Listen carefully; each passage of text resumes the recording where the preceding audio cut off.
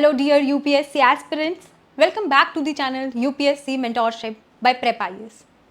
This is the free mentorship series जहाँ पर हम आपको बता रहे हैं that how you can plan your UPSC preparation for the year 2026. So we have already discussed the yearly plan, monthly plans, जिसके according आपका polity और एंशियंट हिस्ट्री अब खत्म हो जाना चाहिए. जो लोग आज इस सेशन को फर्स्ट टाइम में देख रहे हैं, I would advise you to see the previous videos ताकि आपको broadly you can get an understanding that how this mentorship programme is working. तो आज के इस सेशन में we will be discussing the economy strategy कि कैसे अब आपने पॉलिटी और एंशियंट हिस्ट्री कंप्लीट कर लिया है तो अब आप इकोनॉमिक्स स्टार्ट कीजिए. जो लोग इसको कंटिन्यूसली फॉलो कर रहे होंगे आपको याद होगा कि पॉलिटी या एंशियंट हिस्ट्री में हमने कुछ स्टेप्स फॉलो किए थे. दैट इज सबसे पहले आप एनसीईआरटीज पढ़ रहे हैं, then you are giving the NCERT mock test. NCERT mock test देने के बाद आप स्टैंडर्ड बुक पर आ रहे हैं and after that you are giving the prelims mock test, then we are making the mains specific notes and the mains mock test. So these steps we are going to do in economics as well. Okay, तो पहले मैं आपको एक overall strategy बता देती हूँ कि कैसे आपको चीज़ें करनी है. इकोनॉमिक्स की स्ट्रैटेजी में we will discuss what are the resources that you have to follow, okay, and how you have to proceed. किस रिसोर्स को आपको कितना टाइम देना है, अगर आपको एनसीईआरटीज कंप्लीट करनी है तो कितने डेज में करनी है, and what are the priority topics. और आपको अब इकोनॉमिक्स अगर पढ़ना है तो इसको पढ़ना कैसे है, that is what we are going to tell, that is what I am going to tell you in this video. Okay,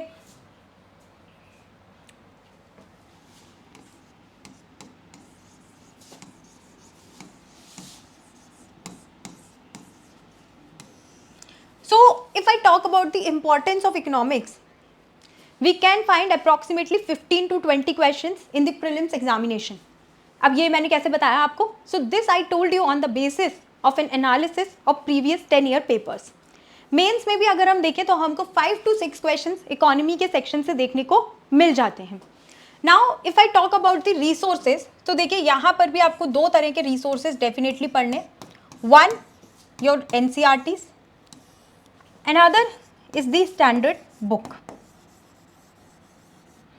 NCERTs का यूज है that they help you in building the basic foundation. ठीक है, फिर यहाँ से आपको कुछ anecdotes, examples भी मिल जाते हैं जो आपको आंसर राइटिंग में हेल्प करते हैं.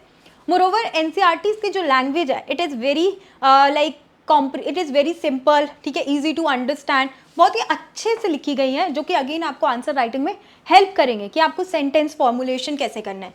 तो यहाँ पर आपको दो एनसीईआरटीज पढ़नी है. One is India's economic development, class 11. Okay, ये एनसीईआरटी आपको आराम से आप मार्केट से परचेज कर सकते हैं और you can easily download it from Google. Another is your introductory macro economics which is of class 12. जो इकोनॉमिक्स इंडियाज इकोनॉमिक डेवलपमेंट है, okay, it is comparatively easier in comparison to introductory macro economics of class 12. ये थोड़ी सी tough NCERT है. फिर standard books है जिसमें कि आप डिफरेंट रिसोर्सेज फॉलो कर सकते हैं, जैसे कि you can follow Vivek Singh Indian economy, ठीक है, या फिर आप मृणाल नोट्स फॉलो कर सकते हैं. ओके, तो इस तरह से जो भी आपको जहाँ से आपको बेटर समझ आ रहा है कोई एक रिसोर्स फॉलो कर लीजिए. पर्सनली अगर मैं बोलूँ तो मुझे विवेक सिंह अच्छी लगती है, I find it as a good book. अब यहाँ पर स्टेप्स सबसे पहले तो आप क्या करेंगे, सबसे पहले आपको ये बुक पढ़नी है. Okay, then you have to read the standard source, और उसके बाद थर्ड नंबर पे आप ये वाली एनसीईआरटी पढ़ेंगे क्योंकि ये थोड़ी सी टफ हो जाती है एनसीईआरटी. इसके कंपैरिजन में यहाँ पर जो एक्सप्लेनेशन होता है वो बेटर होता है. इसको पढ़ने के बाद जब आप ये वाली एनसीईआरटी पढ़ेंगे तो आपको काफ़ी ईजी लगेगी. ओके, सो ये आपको एक प्लान फॉलो करना है. इसके अलावा एक और चीज़ जो आपको पढ़नी पड़ेगी that is economic survey and budget. ये आपको इकोनॉमिक्स के लिए पढ़ना पड़ेगा. अगर इतना आपने इकोनॉमिक्स में कर लिया है so this is sufficient to qualify both prelims and mains examination. अब यहाँ पर एक और चीज़ मैं आपको बताना चाहूँगी कि हाउ टू स्टडी. अब देखिए हाउ टू स्टडी हम पहले भी काफ़ी बार डिस्कस कर चुके हैं, but let me just reiterate it again.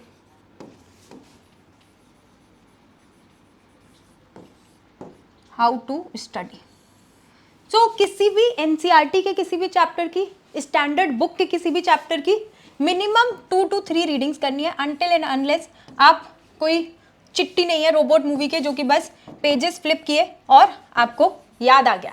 कि याद हो गया सब कुछ कि क्या क्या है, ठीक है। तो इतने ज़्यादा सुपर ह्यूमन टेंडेंसीज हमारे अंदर नहीं है, okay, we are normal human beings. तो जनरली मैंने देखा है अपने स्टूडेंट्स में, आई हैव ऑब्जर्व दिस कि 2 से 3 रीडिंग आपको ज़रूरी होती हैं किसी भी चीज़ को समझने के लिए, मेमोराइज करने के लिए।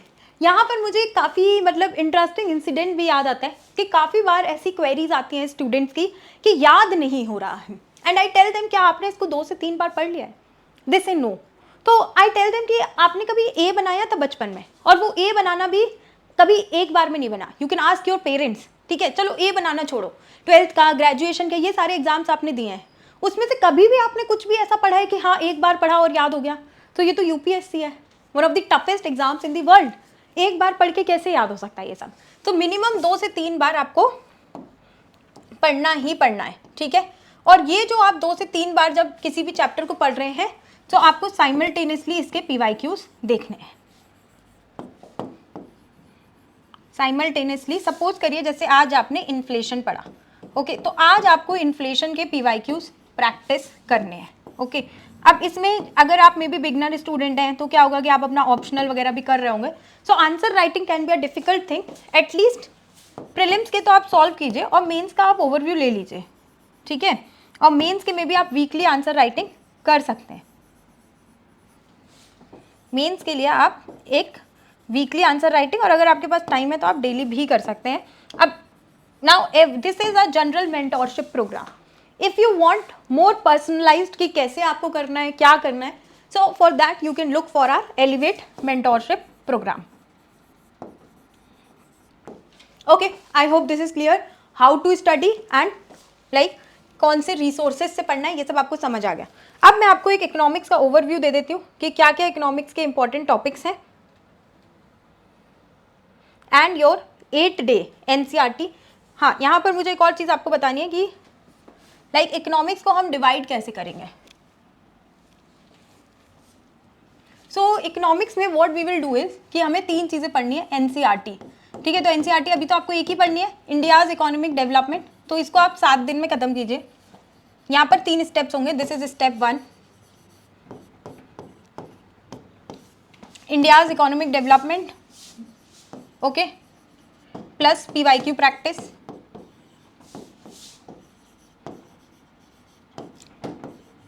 और जब ये 7 डेज, तो यहाँ पर स्टेप 1 जो है वो 8 डेज का होगा। एनसीईआरटी वाली खत्म करेंगे और इसका एनसीईआरटी मॉक टेस्ट देंगे ताकि आपको समझ आए कि आपने कितना you have grasped and what is still missing, what are your weak areas, okay. So NCERT mock test and simultaneously you can also solve some exercises at the back, ठीक है। तो आप NCERT back exercises भी solve कर सकते हैं साथ में। Then now let us come to step 2.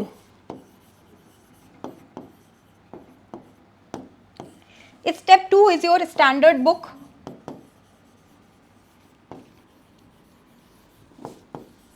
okay, which should be done in 20 to 25 days. ये आपको कर लेनी चाहिए 20 से 25 डेज, और इसके साथ 2 प्रीलिम्स मॉक टेस्ट आपको देने चाहिए, 2 प्रीलिम्स मॉक टेस्ट यहाँ पर आपको देने चाहिए। Under our free mentorship programme we are also providing these test, ठीक है। तो कमेंट्स यहाँ पे डिस्क्रिप्शन में जो है एक ड्राइव लिंक होगी, वहाँ पर अभी के लिए आपको एनसीईआरटी मॉक टेस्ट इकोनॉमिक्स का मिल जाएगा क्योंकि ये आपको देना है 7 से 7 दिन बाद, ठीक है। इसके बाद now let us come to step 3। Step 3 आपका होगा एक तो मेंस स्पेसिफिक नोट्स,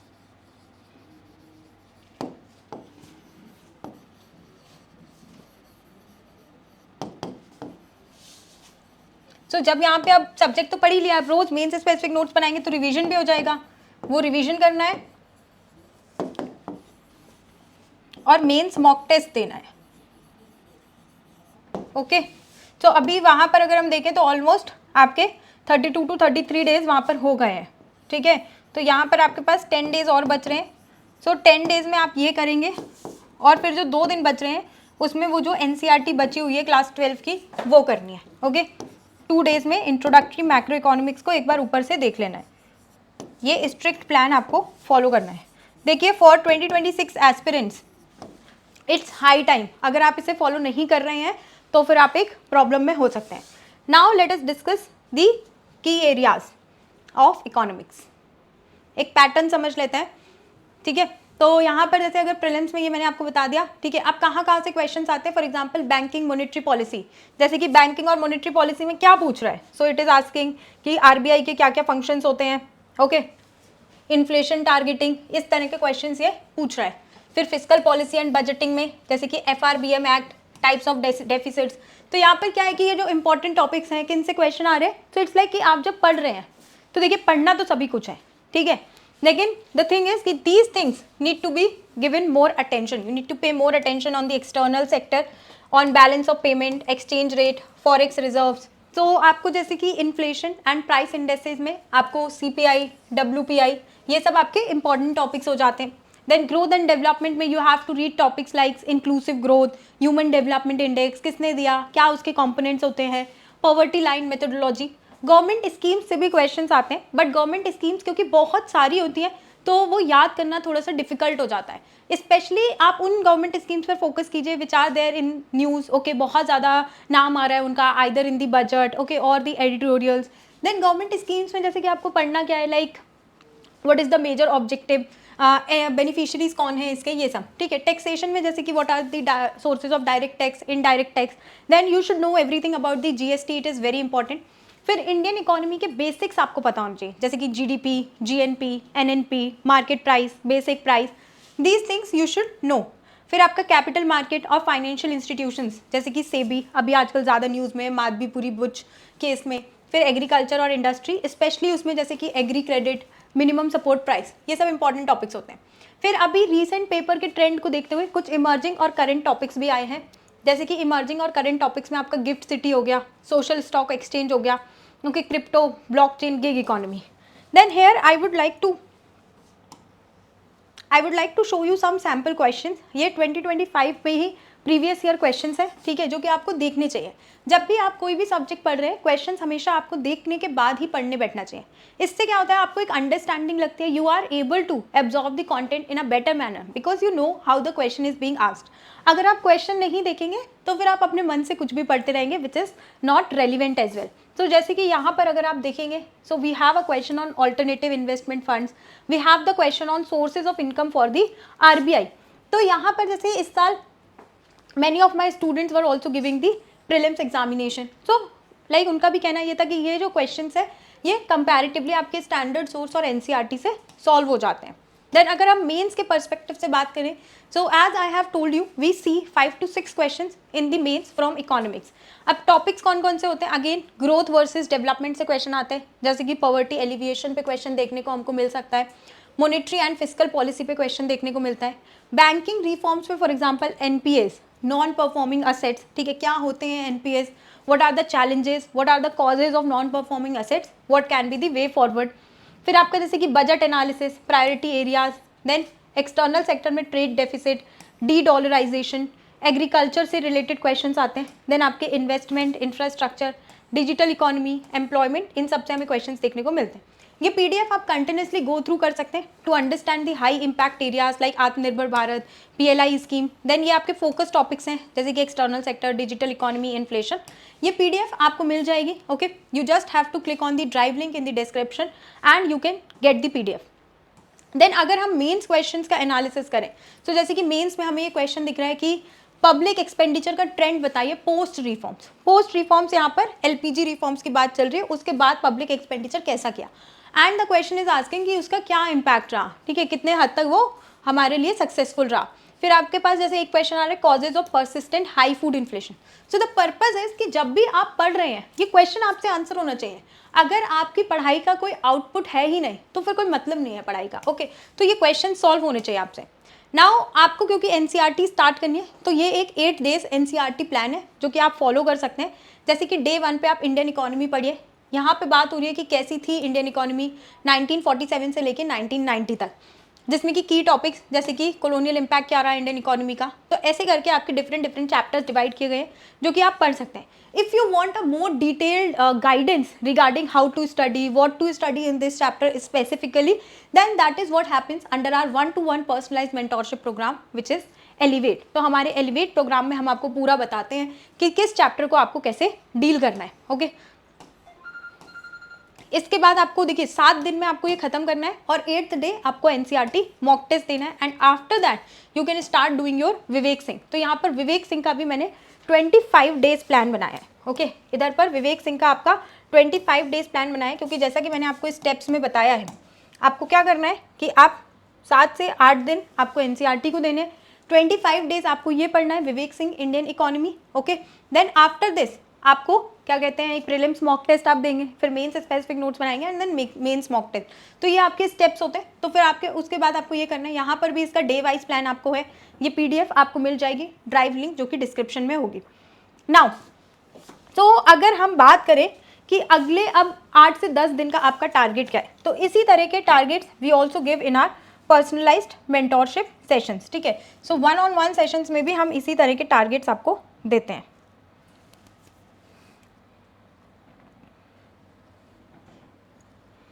ओके, तो अगर आपके टारगेट्स की अभी मैं बात करूं,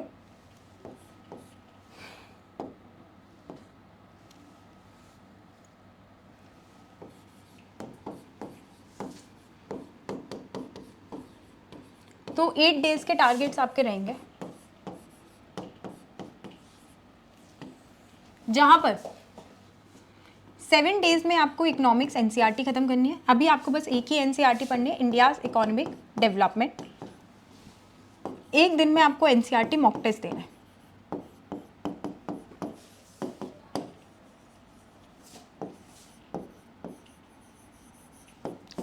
साइमल्टेनियसली आपको टॉपिक वाइज पीवाईक्यूज करने हैं.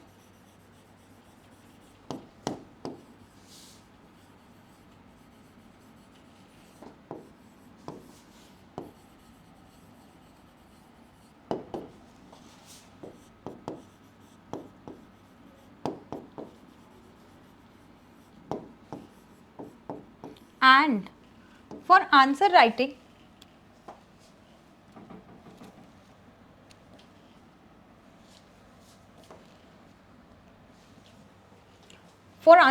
आप क्या कर सकते हैं कि एनसीईआरटी की जो बैक एक्सरसाइजेज है उसके क्वेश्चंस आप प्रैक्टिस कर सकते हैं.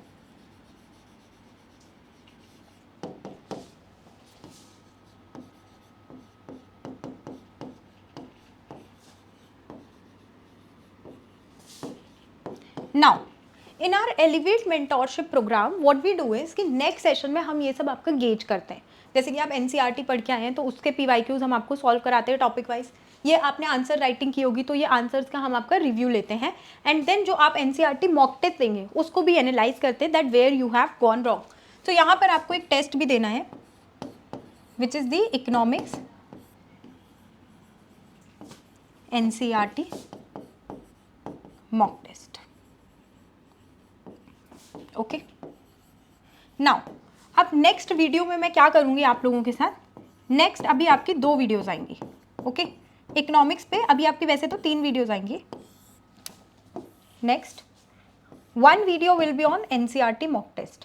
ठीक है, तो एक वीडियो तो इसी पे आएगी जहाँ पे मैं आपको प्रैक्टिस कराऊंगी questions, so that you know कि आपने कितना पढ़ा है, क्या पढ़ा है, और यहाँ पे स्ट्रैटेजी बताऊंगी. अगर आपको ये देखना है कि आपको टेस्ट कैसे देना है तो आप पुराने वीडियोस देख सकते हैं जहाँ पर मैंने बताया how you have to give the test. Second एक आपकी वीडियो आएगी एनसीईआरटी आंसर राइटिंग पे. ठीक है, तो इकोनॉमिक्स के आपको एनसीईआरटी से आंसर राइटिंग कराई जाएगी.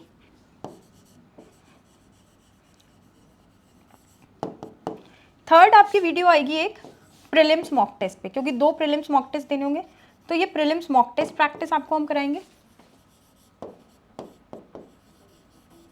और एक वीडियो आपकी आएगी mains answer writing of economics, जिसमें आपके हम पीवाईक्यूज या फिर जो प्रेप की मेंस टेस्ट सीरीज है वहाँ से हम आपके लिए क्वेश्चंस लेकर आएंगे.